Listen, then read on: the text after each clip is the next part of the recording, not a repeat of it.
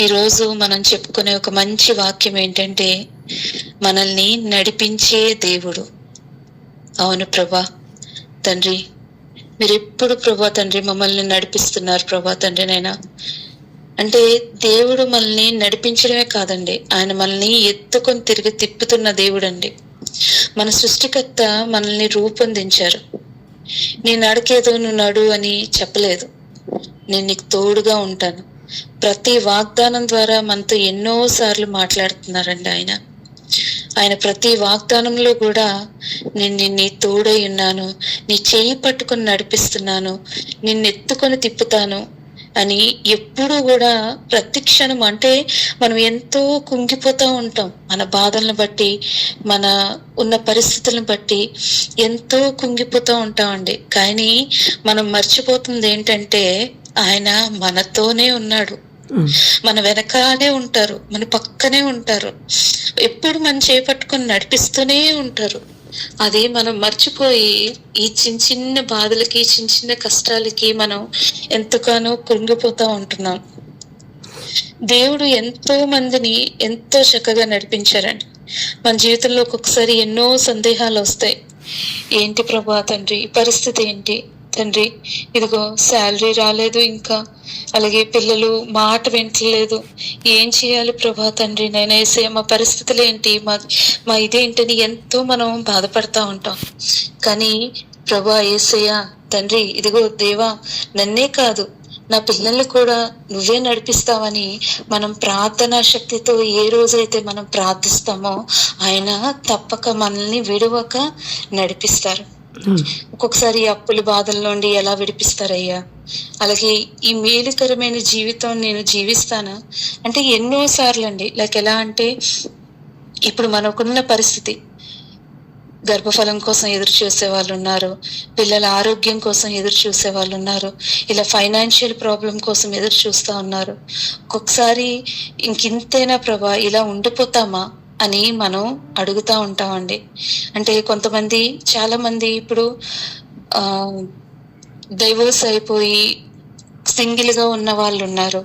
అలాగే తల్లిదండ్రులు చిన్నప్పుడే కోల్పోయి అనాథలుగా ఉన్న వాళ్ళు ఉన్నారు. ఇంకెలా నడవాలి ప్రభా, ఎలా మాకు ఈ స్థితి ఏంటి, ఈ పరిస్థితి ఏంటి, ఇంకా నా భవిష్యత్ ఏంటి అని మనం అనుకున్నప్పుడు, తండ్రి మనకి వాగ్దానం ద్వారా, అంటే ఆ పరిశుద్ధ గ్రంథంలో ఆ వాక్యం ద్వారా మనకి సెలవించున్నారండి. కీర్తనలు 32:8, కీర్తనలు 32:8లో, నేను నీకు ఉపదేశము చేయదను, నీవు నడవవలసిన మార్గమును చూపింతును. Praise the lord. అవునండి, హీఈస్ ఎ లవ్వింగ్ గాడ్. ఎప్పుడు నిత్యము ప్రేమించే గొప్ప దేవుడు. ఎంత ప్రేమించే దేవుడు అంటే, మన కోసం ప్రాణం ఇచ్చేంత గొప్ప దేవుడు. ఈ రోజుల్లో నిజంగా ఎవరండి నిజంగా మన ఫ్యామిలీలో మన కోసమైనా, మన ఎవరి కోసమైనా అసలు ఆలోచిస్తున్నామా? మన కోసం అంటే మనకి ఇష్టమైన వాళ్ళ కోసం నిజంగా ప్రాణం పెట్టే అంత గొప్ప మనసు మనకుందా? అది ఎంత ఇష్టమైన వాళ్ళ కోసమైనా. కానీ నీ కోసం ప్రాణం ఇచ్చేంత గొప్ప దేవుడు నీకు తోడయ్యుండి నీకు సెలవిచ్చుచున్నారు. ఏంటంటే, నేను నీకు ఉపదేశం చేస్తాను, ఎలా నడవాలో నీకు నేర్పిస్తాను, నేను నడవలసిన మార్గంను చూపిస్తాను. సో నువ్వు భయపడక ఉండు. దేవుణ్ణి మనల్ని ఎలా నడిపిస్తారు, నిజంగా నడిపిస్తారా అని కొన్నిసార్లు చాలా డౌట్ వస్తుంది. ప్రభా, నీ వాగ్దానం ద్వారా నాకు చెప్తున్నావు నిజమే, కానీ ఎలా ప్రభా? కొన్నిసార్లు దేవుడు నీకంటే ముందుగా కాపరి వలె నడుస్తారండి. నిజంగా చూడండి, కాపరి తన మంద ముందుగా నడుస్తున్నప్పుడు గొర్రెలు ఎలా కాపరిని వెంటాడతాయో అలా తండ్రి మన ముందుగా ఉండి నడిపిస్తారు. కేవలం ఆయన మీద నమ్మకంతో, ఆయన మీద విశ్వాసముతో. అవును ప్రభా తండ్రి, ఇదిగో ప్రభా, మీరు మా ముందు ఉన్నారని మేము నడవాలి, అంతే చాలు ప్రభా తండ్రి, మీరు మమ్మల్ని నడిపించండి, అదే చాలు యేసయ్య. కొన్నిసార్లు ఎలా అంటే, శత్రువులు ఉంటారండి మన కోసం, ఎప్పుడు మనల్ని ఏ మాట అందామా అని ఉంటారు. భయం వేస్తుంది. గతం వైపే ఇంకా అలా చూస్తూ ఉండిపోయి, అంటే మన గతం ఏంటో, మనకున్న ఈ పరిస్థితి ఏంటో అది ఆలోచించుకుంటూ ముందుకు వెళ్ళలేకపోతున్నాం. ఎలా అంటే ప్రభా ఏంటి ఇప్పుడు ఈ ఫైనాన్షియల్ ప్రాబ్లమ్స్ ఏంటి, ఇంకింతేనా, ఇలాగే ఉండిపోతానా నేను, ఇంక ముందుకు వెళ్ళలేనా, ఈ ఇరుక్కుపోయినట్టు అయిపోయాను అని మనం అనుకుంటా ఉంటాం. కానీ ఇజ్రాయేల్ ప్రజల్ని అగ్నిస్తంభమై ఆయన నడిపించారండి. అవసరమైతే దేవుడ మన వెనకాల ఉంటారో, మన ముందు ఉంటారో, మన పక్కన ఉంటారో, ఎలా అయితే సైతాను మనల్ని గర్జించి సింహం వల్లే మనల్ని పీడిస్తూ ఉంటున్నాడో, వాడికి మనకి మధ్యలో ఆయన దేవుడు అగ్నిగా నిలబడతారండి. దేవుడు మనల్ని నడిపించినప్పుడు మన మధ్యలో ఉంటారు. ఆయన మన మధ్యలో ఉండి ఎంతగానో బలంగా అని చెప్తున్నాం కదా, అగ్ని స్తంభము వలె మనకు ఆయన మన దన్ను మనల్ని నడిపిస్తున్నారండి. ముఖ్యంగా ఒక వాక్యం ద్వారా మళ్ళీ మనం తెలుసుకుంటే ద్వితీయోపదేశ కాండము 1:30-31 మిమ్మల్ని నడిపించు ప్రభువే మీ పక్షమున పోరాడును. ఆయన ఐగుప్తున మీ కోపు తీసుకోలేదా? మీరు ఎడారి గుండా పయనించి ఇచ్చటికి చేరినప్పుడు త్రోవ పొడుగున ప్రభువు మీకు బాసటై ఉండెను. తండ్రి కుమారుని వలె ఆయన మేము మోసుకొని వచ్చును. ఇక్కడ దేవుడు మళ్ళీ మనకు సెలవిస్తున్నారండి, తండ్రి కుమారుని వలె ఆయన మేము మోసుకొని వచ్చును. దేవుడు మనల్ని నడిపిస్తానని చెప్తే ఖచ్చితంగా నడిపిస్తారండి. ఆయన ఎంతంటే కొన్నిసార్లు మనం అలసిపోయినప్పుడు కూడా నడిపించడం కాదండి, భుజాల మీద మోసుకొని వెళ్ళే గొప్ప దేవుడు. తన గొర్రెలు ఇంకా నడవలేవేమో అని మనం ఇదైపోతున్నప్పుడు ఆయనకు తెలుసండి, ఆయన మనల్ని ఎత్తుకొని భుజాల మీద వేసుకొని ఆయన నడిపిస్తారండి. మనకి దేవుడు మళ్ళీ ఇంకొక వాక్యం ద్వారా సెలవిచ్చారు. ఎలా అంటే ముదిమి వచ్చే వరకు నా చంకను పెట్టి నడిపిస్తానని. మళ్ళీ ముదిమి వచ్చే వరకు మనల్ని నడిపించి అంత గొప్ప దేవుడు మనకున్నప్పుడు మనం ఎందుకంటే భయపడాలి? మోషేకి తోడై ఉన్నట్లు మనకి తోడై ఉంటారు. ఇంకా అంటే నా లైఫ్ ఏంటి, ఇంకింతేనా ప్రభు అని మనం అనుకున్నప్పుడు దేవుడు నీకంటే ముందుగా వెళ్ళి నీ గుడారములను ఆయన చక్కపరుస్తారు. నడవలసిన రోడ్డు మనల్ని ఏంటన్నది, మనకి రూట్ ఏంటన్నది ఆయన మనకి నేర్పిస్తారు. ఎందుకంటే కొన్నిసార్లు మనం నడుస్తున్నప్పుడు ఏంటంటే అక్కడ కొన్ని సమస్యలు రావచ్చండి. అది మేబీ తప్పుడు దారి అయి ఉండొచ్చు. లైక్ ఎలా అంటే ఒక ఎగ్జాంపుల్ ద్వారా మీకు చెప్తాను.